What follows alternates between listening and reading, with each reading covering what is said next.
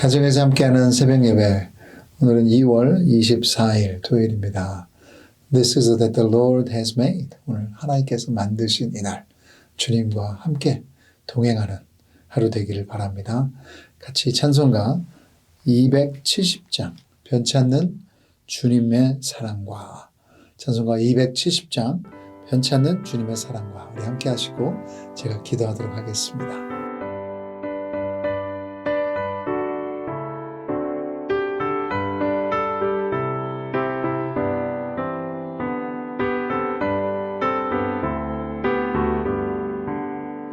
변찮는 주님의 사랑과 거룩한 보혈의 공로를 우리 다 찬양을 합시다.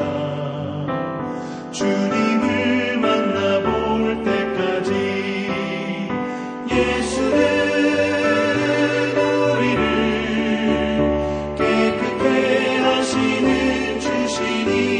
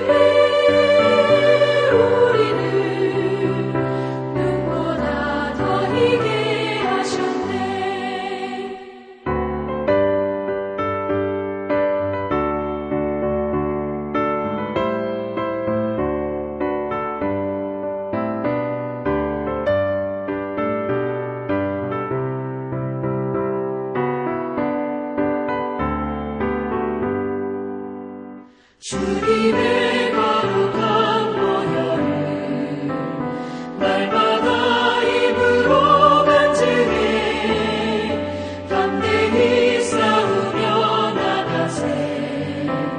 천국에 들어갈 때까지 예수는 우리를 깨끗게 하시는 주시니 그의 피 우리를 눈보다 더 희게 하셨네.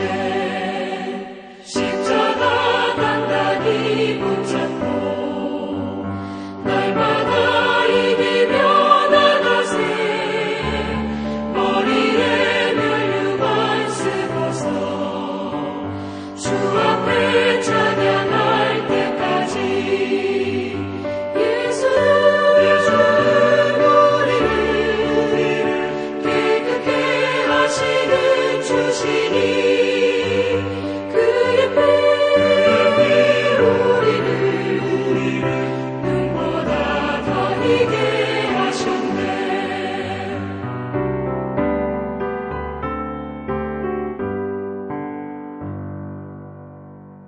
좋으신 하나님, 오늘도 주님의 사랑이 우리 마음 가운데 풍성히 채워지기를 바랍니다. 그래서 그분의 사랑의 높이와 길이와 깊이와 또 넓이가 진정으로 이해되게 해주시고 말씀으로 우리 주님께서 원하시는 그 삶에 대한 꿈을 또 크는 이 시간이 되게 하여 주시옵소서. 특별히 고난 가운데 있는 형제 자매들이 주님의 말씀에 귀 기울이며 또 아멘으로 이 말씀 받을 수 있도록 도와주시옵소서. 예수님의 이름으로 기도드립니다. 아멘. 계속해서 욥기를 바라보고 있습니다. 욥기 19장 13절부터 29절. 그래서 참고로 말씀드리면 3월달 큐티인 서점에 있습니다. 그래서 이번 주에 여러분이 구입하시고 서프라이즈 3월달에는 욥기가 아닙니다. 그래서 요한복음을 저희가 또 시작하면서 이제 부활절까지 우리가 본문을 계속해서 보게 될 것입니다. 그래서 여러분도 구입하셔서 우리 같이 매일마다 또 요한복음도 보는 3월이 되기를 원합니다. 욥기 19장 13절부터 29절 우리 한 절씩 같이 보겠습니다. 제가 13절 읽겠습니다. 나 형제들이 나를 멀리 떠나게 하시니 나를 아는 모든 사람이 내게 낯선 사람이 되었구나. 내 친척은 나를 버렸으며 가까운 친지들은 나를 잊었구나. 내 집에 머물러 사는 자와 내 여종들은 나를 낯선 사람으로 여기니 내가 그들 앞에서 타국 사람이 되었구나. 내가 내 종을 불러도 대답하지 아니하니 내 입으로 그에게 간청하여야 하겠구나.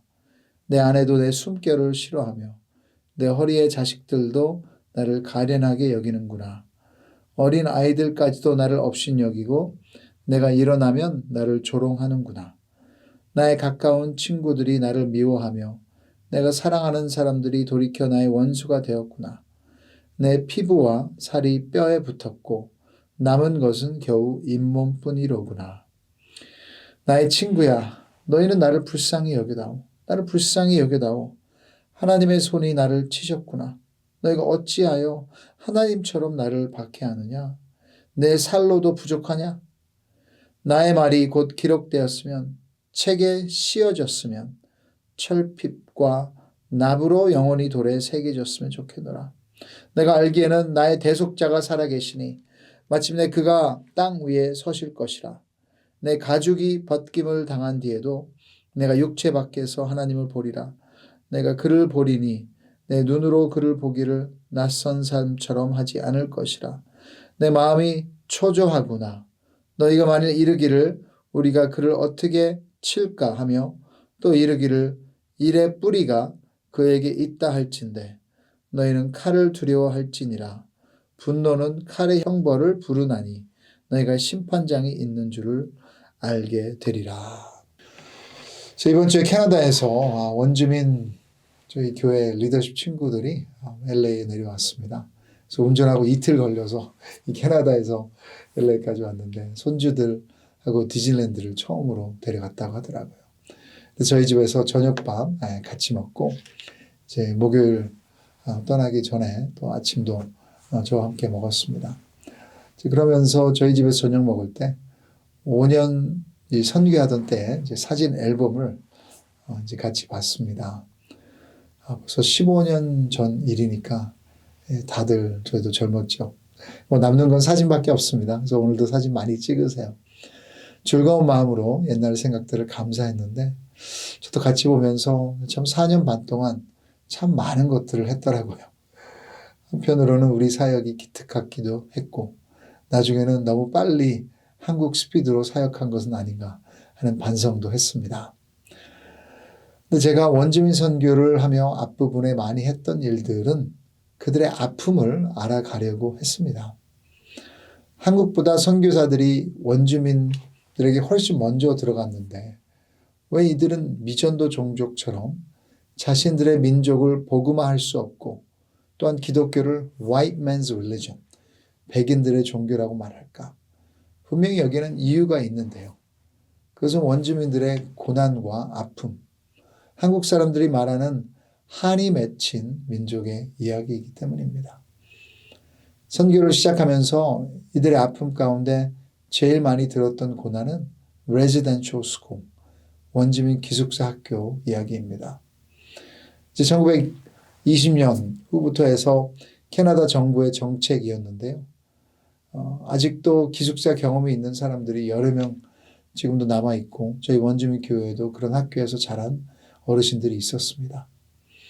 정부에서 원주민 자녀들의 미개함을 깨우기 위해 이제 법을 만들었는데 원주민 보호지역과 부모의 부족을 떠나서 이런 기숙사 학교에서 어렸을 때부터 공부하며 사회에 적응할 수 있도록 도와주는 것입니다.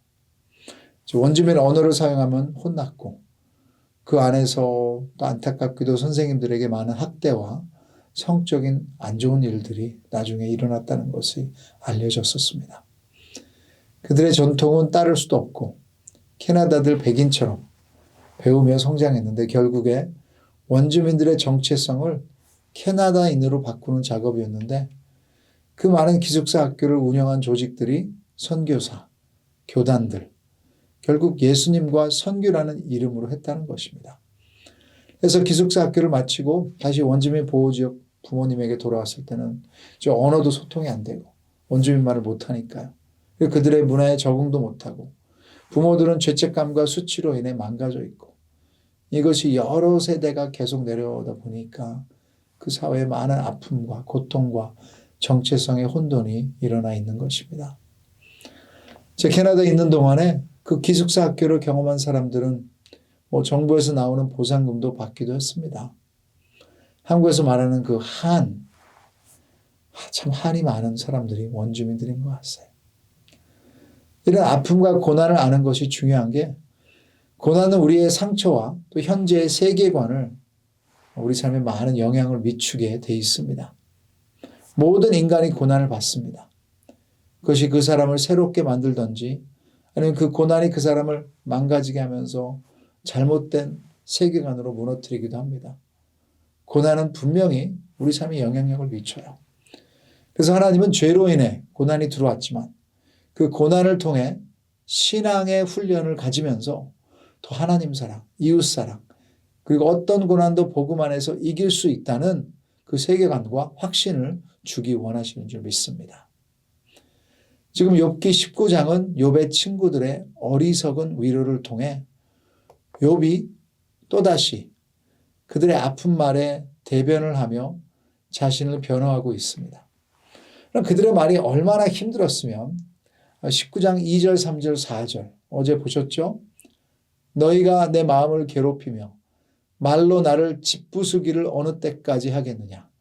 너희가 10번이나 나를 학대하고도 부끄러워 아니하는구나. 비록 내게 허물이 있다 할지라도 내게만 있느냐?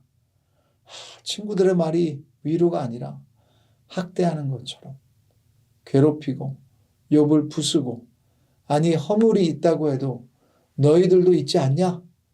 왜 이렇게 나만 공격하냐?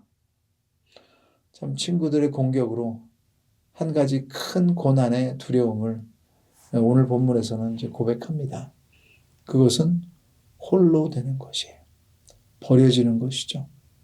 13절, 14절, 15절, 16절 우리 같이 한번 읽어보시겠습니다.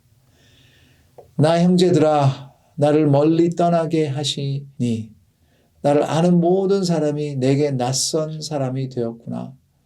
내 친척은 나를 버렸으며 가까운 친지들은 나를 잊었구나.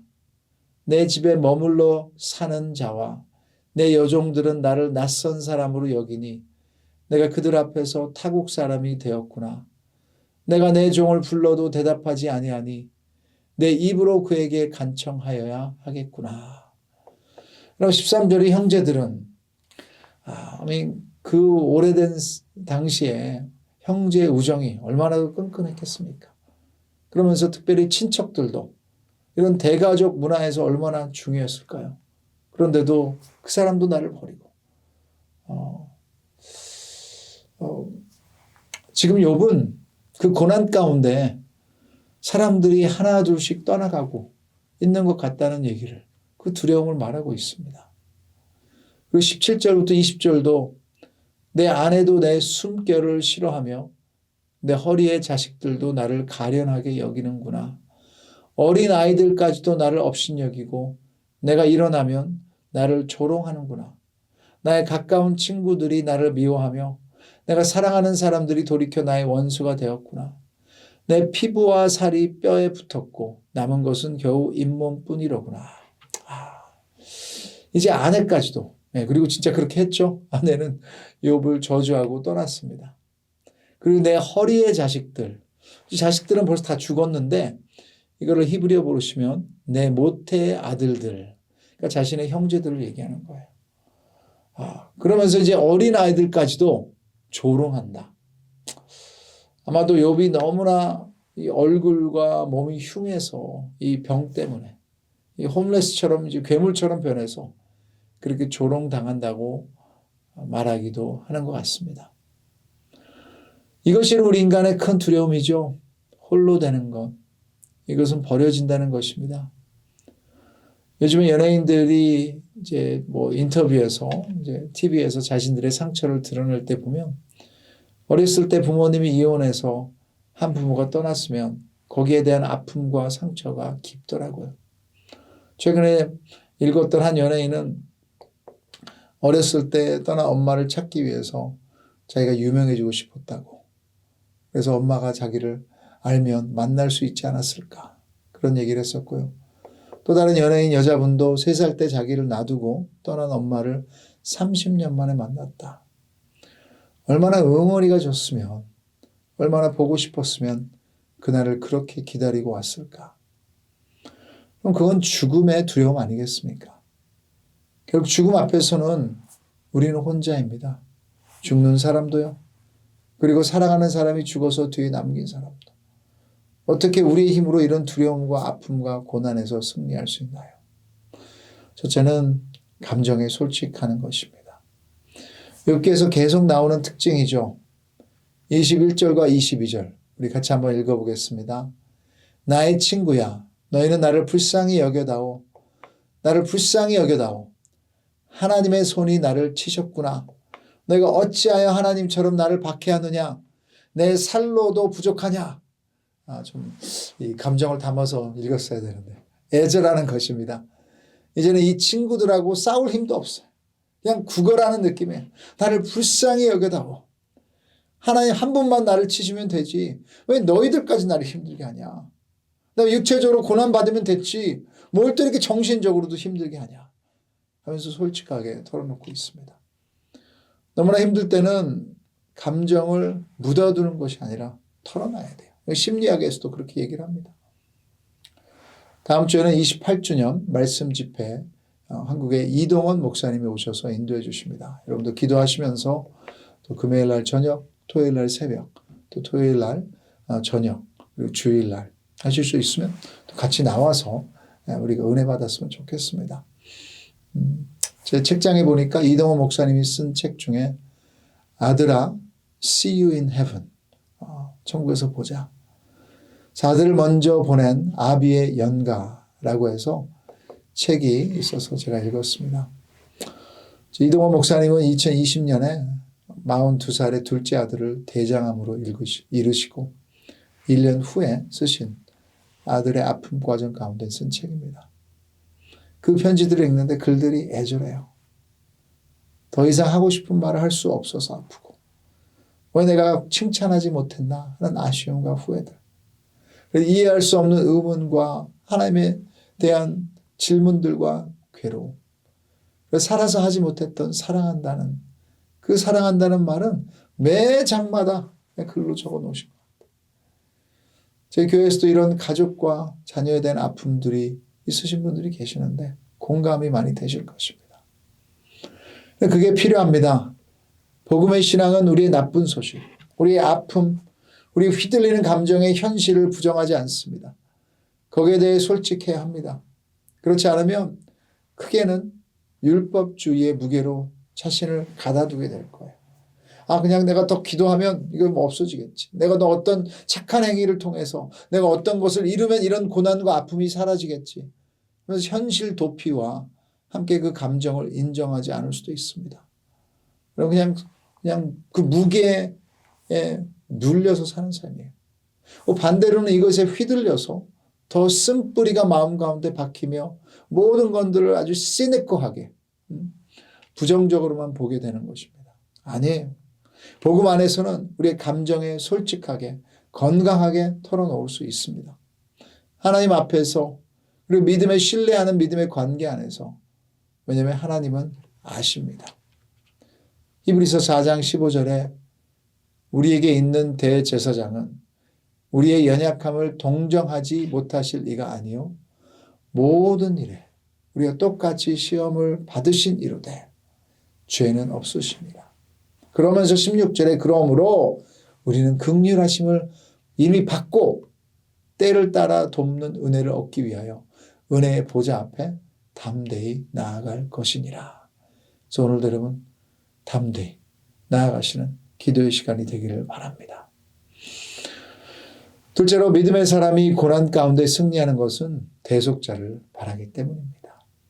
23절, 24절에 자신의 부정함이 철필에 새겨져서 영원히 잊어버리지 않기를 바라면서 25절부터 27절 자신의 소망을 고백하며 붙잡습니다. 같이 읽어보겠습니다.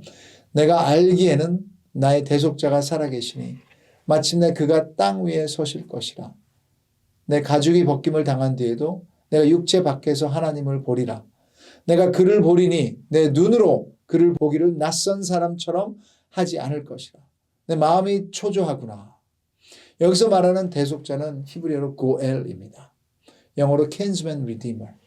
친지 중에서 자신의 불의와 부정한 것을 대속하며 회복시키는 자예요. 그 당시에는 가문과 가족이 너무 중요하니까 혹시라도 가족 가운데 빚을 지거나 불행하게 불의를 당했을 때 이 친족 중에 그 사람의 불의를 대신해서 빚을 내주거나 갚아주거나 아니면 그 집안을 다 책임져 줄 수가 있게 돼 있습니다. 이게 이제 룻기에서 나오죠. 그래서 룻도 남편이 죽어서 모든 것을 잃어버리고 가난했지만 그 집안의 대속자가 보아스. 그래서 보아스가 그 집안의 모든 것을 대속해서 회복시켜 준 것입니다. 어떤 학자들은 이 고엘이 하나님을 말하기도 한다고 합니다. 그러면 지금 욥은 여러분 하나님에게 지금 심판을 받고 있는데 하나님에게 나타나서 자신이 죽은 후에라도 하나님에게서 구하시며 대속해서 회복해달라고 말하는 것입니다. 욥이 이 복음의 그림을 얼마나 이해했는지는 모르겠어요.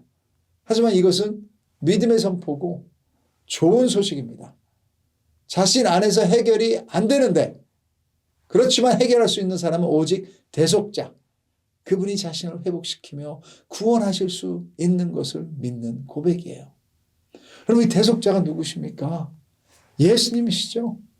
우리의 죄로 인해 우리를 만드신 하나님의 영원한 형벌이 벌써 내려졌습니다. 이 땅의 고난은 그 죽음과 지옥의 맛입니다. 이것을 이기는 것은 내 힘으로 가능하지 않아요. 오직 하나님 같은 분이 이것을 대속하며 구원하실 수 있는데 예수님은 자신이 십자가에서 하나님과 관계가 단절되며 이 세상에 가장 외롭고 홀로 되신 우리의 구원자가 되십니다. 거기서 우리의 죄와 짐이 다 해결돼서 이제는 하나님 예수님이 오직 하나님의 심판을 받음으로 우리를 하나님에게서 구하셔서 대속자가 되신 것입니다. 고린도후서 5장 21절 하나님이 죄를 알지도 못하신 이를 우리를 대신하여 죄로 삼으신 것은 우리로 하여금 그 안에서 하나님의 의가 되게 하려 하십니다. 하나님이 대속자를 주셔서 자기의 진노하심에서 예수 그리스도를 통해 우리를 지키신 줄 믿습니다. 새롭게 된 것입니다. 그러기에 우리의 고난도 의미가 있고 우리의 고난 그리스도 안에서 여러분 제한되어 있어요. 그리고 영원하지 않을 것이고요. 부 가운데 부활과 살아날 수 있는 소망을 믿으시기 바랍니다. 그래서 지금 어떤 고난을 지나고 계십니까? 홀로 되시는 것에 대한 두려움이 있으십니까? 오늘 하나님이 살아계시고 그분의 아들 예수님의 구속사를 믿으신다면 이것은 우리를 영원히 무너뜨릴 수 없습니다. 설사 내가 원하는 결과가 아닐지라도 우리 대속자 그리스도께서 십자가에서 모든 값을 치르셨기에 하나님 아버지의 아들과 딸이라는 사실을 믿으시고 그분 안에서 담대히 자유하게 주님만 바라보시기 바랍니다. 그분의 뜻은 절대로 비켜나지 않을 것이고 어떤 고난 가운데도 우리를 그분의 사랑 안에서 끊을 수 없습니다. 그리고 우리를 주님의 방식으로 회복시켜 주실 것을 믿으시기 바랍니다. 같이 기도 한번 하겠습니다. 하나님 아버지, 오늘도 욥의 이 처절한 고백 가운데 인간의 현실을 다시 한번 깨닫습니다. 지금 우리도 지금 고난을 지나가고 계신 형제 자매들도 있고 또 고난이 다가올 것입니다. 믿음의 사람으로서 응답하게 하여 주시고 그 아픔을 외면하는 것이 아니라 이 현실 앞에서도 대속자의 소망을 우리가 바라보며 다시 한번 주님 안에서 회복을 경험할 수 있도록 인도하여 주시옵소서. 우리 대속자가 되어주심을 감사드리며 예수님의 이름으로 기도드립니다. 아멘. 오늘 각자 기도하시고요. 특별히 다음 주말에 있는 우리 이동호 목사님 말씀 집회를 위해서 여러분의 영적 상태와 또 그리고 우리 ANC의 은혜 받음을 위해서 같이 한번 중보기도 부탁드립니다.